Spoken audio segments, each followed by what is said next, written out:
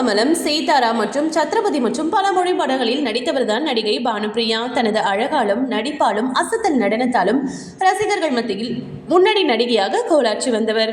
தனது 54 வயதில் சினிமாவிலிருந்து விலகியுள்ள பானுப்பிரியா தனது தாய் மற்றும் சகோதரருடன் வசித்து வருகிறார். ஒரு பேட்டியில் தனது உடல்நிலை குறித்து மனம் திறந்து பேசிய அவர், கணவர் இறந்த 4 வருடங்களுக்கு பிறகு நினைவாற்றல் இழப்பால் தான் போராடி வருவதாக கூறியிருந்தார்.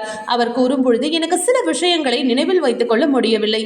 சில சமயங்களில் படப்பிடிப்பில் என்னுடைய வசனங்களை கூட மறந்து விடுகிறேன். இந்த பிரச்சனையால் 2 வருடங்களாக அவதிப்பட்டு வருகிறேன் என்று அவர் தெரிவித்துள்ளார். நடிகை பானுப்பிரியா சிறந்த நடிகை மட்டுமல்லாமல் மிகச்சிறந்த நடன கலைஞரும் கூட. தனது சிறு வயது முதலே நடனத்தில் சிறந்து விளங்கியவர் அவர். குச்சிப்புடி நடன கலைஞர்.